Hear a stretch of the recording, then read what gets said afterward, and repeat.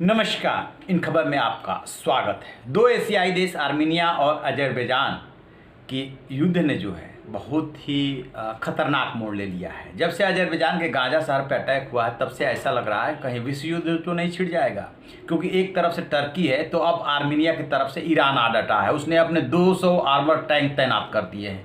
इसके बाद सवाल उठ रहे हैं कि क्या टर्की और ईरान मिलकर के इस युद्ध को बढ़ाएंगे, इस जंग को बढ़ाएंगे। वैसे तो जो सिक्योरिटी ट्रीटी है आर्मीनिया का वो रसिया के साथ है और इसी के लिए कास्टो बना है, बट रसिया जो है बहुत संभल करके इस मामले में चल रहा है। एक तरफ टर्की जो है नेटो का सदस्य है, दूसरी तरफ आर्मीनिया जो है कास्टो का सदस्य है।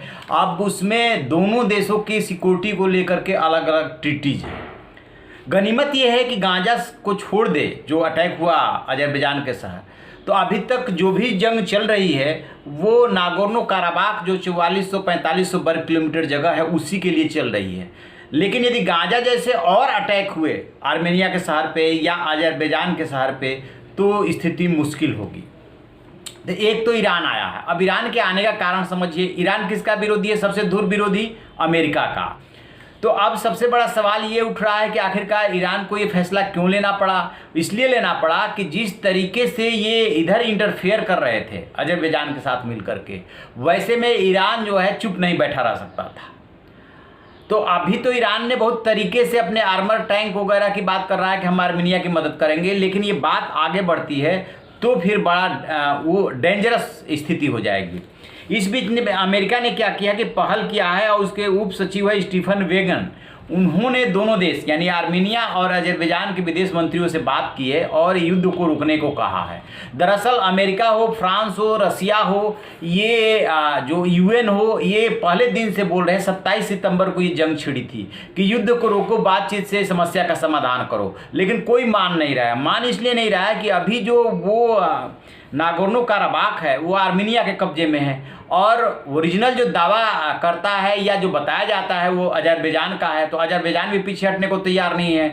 80 के दशक के लास्ट से लेकर के और 90 के दशक के शुरुआती 94 तक इसको लेकर के संघर्ष बहुत लंबा चला था। उसमें काफ़ी लोग मारे गए थे, लेकिन जातीय समूह का इस पे कब्जा रहा है। आर्मीनिया उसको कंट्रोल करता रहा। तो जिसके पास भी इतने लंबे समय तक वो लैंड का पीस या पहाड़ी इलाका रह गया वो छोड़ना नहीं चाहता उसको। और दूसरी बात की उससे भी बड़ी बात यह है कि दोनों देश प्रतिष्ठा की लड़ाई लड़ रहे हैं और एक दूसरे से कमज़ोर नहीं दिखना चाहते।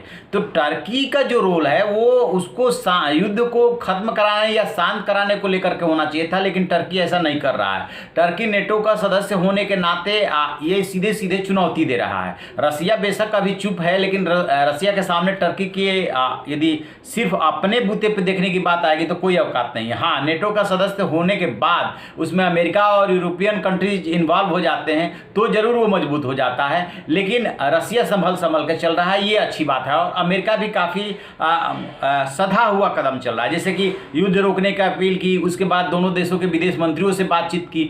अब अमेरिका और रसिया का रोल यही हो सकता है कि दोनों को बातचीत के टेबल पर ले आए और युद्ध को शांत कराएं। अदरवाइज आप देख सकते हैं कि एक तरफ कहां भारत और चीन के बीच में सीमा पे तनाव चल रहा था, दोनों परमाणु शक्ति संपन्न देश हैं, उधर चीन का ताइवान से चल रहा था, और जाकर के अब जंग छिड़ती हुई कहां विश्व युद्ध की नौबत कहां आ रही है। तो उन कंट्रीज में जिसको सोचा भी नहीं गया था कि ऐसा हो सकता है आर्मीनिया और अजरबैजान के बीच में एक तनाव हो गया था साउथ कोरिया और नॉर्थ कोरिया में। जब साउथ कोरिया के अधिकारी को नॉर्थ कोरिया ने मार दिया कोरोना के शक में, वहाँ तनाव पैदा हो गया था। तो देखेंगे कि कोरोना के इस कहर काल में, जब कोरोना जो है बहुत ज़्यादा दुनिया को हिलाए हुए है, हड़कंप मचा हुआ, अभी तक कोई वैक्सीन नहीं मिल पाई है, अलग अलग देशों में सीमाओं पे तनाव चल रहा है। तो कई बार ऐसा भी होता है जो देश के प्रमुख होते हैं वो अंदरूनी समस्याओं से टालने के लिए भी जो है सीमा पे तनाव पैदा करते हैं, ताकि देश के लोगों का ध्यान ये रहे कि नहीं तो अटैक हो जाएगा, नहीं तो अटैक हो जाएगा। चाइना ने जो कुछ भी भारत के साथ किया है बहुत सोची समझी रणनीति के तहत किया है,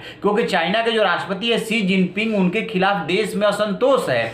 चाहे कोरोना से निपटने की बात हो, कहा तो जाता है कि ये वुहान की लैब से निकला है, ये सोची समझी साजिश के तहत है, ये कृत्रिम है, ये बनावटी है, ये नेचुरल नहीं है।